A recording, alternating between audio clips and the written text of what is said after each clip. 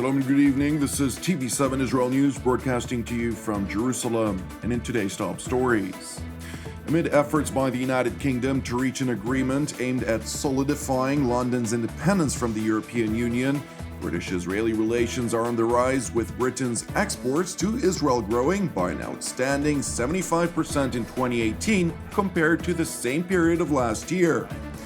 Russian President Vladimir Putin invites the Hamas political leadership to visit the Kremlin for an official meeting.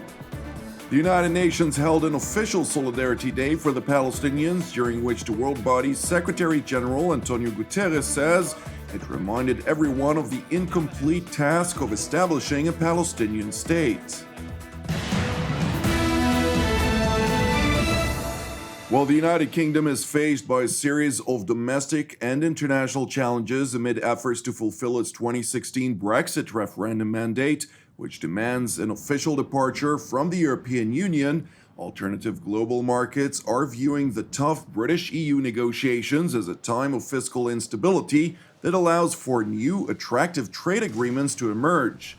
Among those countries that have sought to benefit from the unpredictable economic situation is Israel. While the United Kingdom held the largest portion in economic trade among its European partners with the Jewish state also before the 2016 referendum, in the first half of this year, Britain's exports to Israel grew by an astounding 75% compared to the same period of last year. While Jerusalem warmly welcomed the benefits of the growing economic relations with London, these relations are reciprocal, as the UK's leadership vocally aspires to capitalize on its independence from the EU bloc, seeking to push its strong ties with non-EU states even further. As a sign of these efforts, the British Secretary of State for International Trade, Liam Fox, has been traveling extensively, including to Israel's capital, Jerusalem, where he met, among others, with Prime Minister Benjamin Netanyahu. As you know, I've been a long-standing supporter of the bilateral relationship, and this is an ongoing commitment. And as we leave the European Union and Britain takes up its place as an independent state of WTO, we want to push our concepts of free trade even further in a world where the siren calls of protectionism are rising. Two free trade nations like ours need to make the case for global free trade, because trade spreads prosperity, it underpins social cohesion, it supports political stability, and that's the collective building block of our security. So it is genuinely a win-win, and as Britain leaves the EU, we want to deepen our strategic relationships with those countries who share our values, who share our concepts of wealth creation, spreading prosperity, and security and democracy and rule of law. The Israeli leader, who strongly favors Israeli-British trade cooperation, underscored the close relations between London and Jerusalem. Netanyahu underlined that Israel is keen on expanding the mutual trade under any conditions that will emerge following a UK-EU Brexit agreement, while signaling the United Kingdom as one of the most important trading partners of the Jewish state around the world.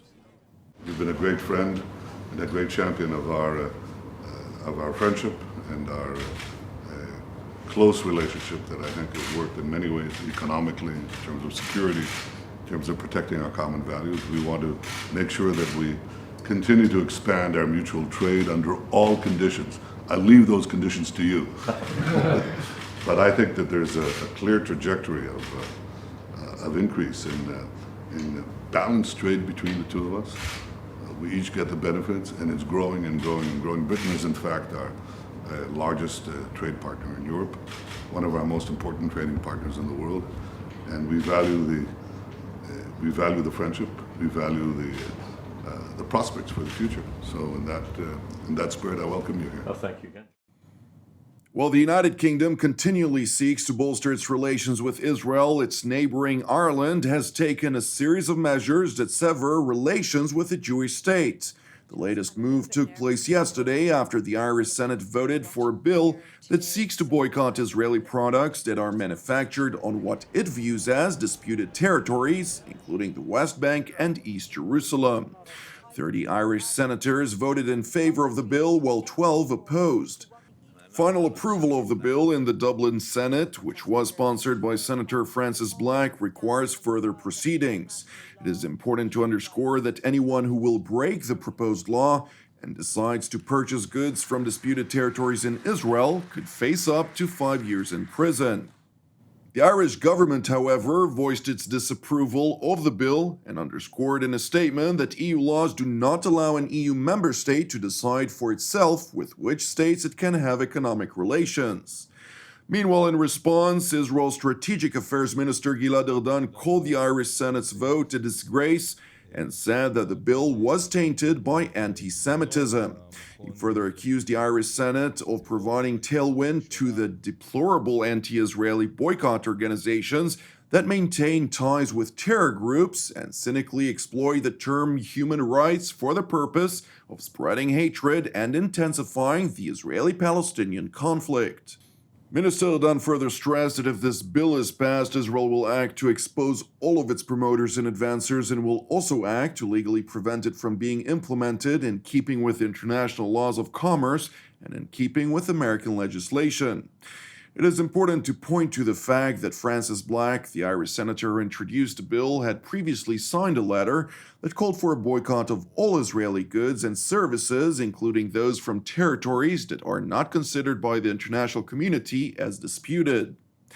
Now, in other news, the Russian ambassador to the Palestinians visited the Gaza Strip yesterday, during which he met with the Hamas political bureau director Ismail Haniyeh.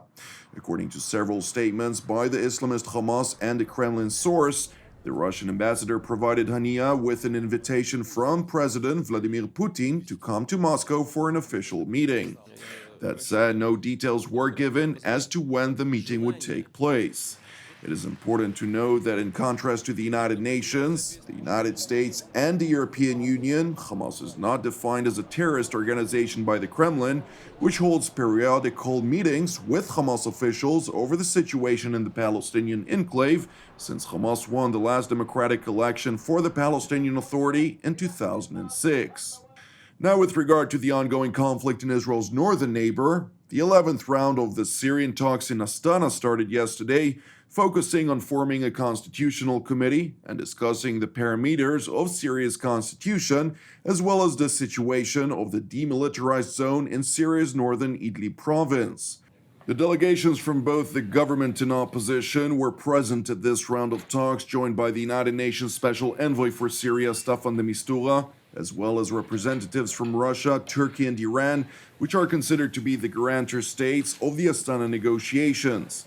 Russian President Vladimir Putin's special envoy for Syria, Alexander Lavrentiev, said following the first round of talks that the situation in Syria is slowly stabilizing, especially in the southern part of the war-torn country. That said, President Putin's envoy underscored that the presence of terror organizations in the province of Idlib continued to pose a challenge to the country's stability in the north. While Turkey continues to demand the adherence of a so-called de-escalation agreement, a senior intelligence official who monitors the area indicated to TV7 that the territory under the control of jihadist groups is nothing but quiet. The source explained that rivalry between the extreme Muslim groups continues to mount pressure on the terror-infested territory, with daily fighting making a mockery of the demilitarized zone, which the intelligence source termed as mere fiction. Now to New York, where the United Nations held an official Solidarity Day for the Palestinians, during which the world body's Secretary-General Antonio Guterres said it reminded everyone of the incomplete task of establishing a Palestinian state with East Jerusalem as its capital. During the special United Nations session, Secretary-General Guterres took the opportunity to condemn Israel's government for its settlement and home demolition policy on lands the world body does not recognize as part of the Jewish state. The foreign ministry in Jerusalem was not immediately available for TV7's request for comment. Thank you for watching us. Keep praying for the peace of Israel and the peace of Jerusalem. I'm Jonathan Hassan of Erev Tov, and we will see you again tomorrow at the same time.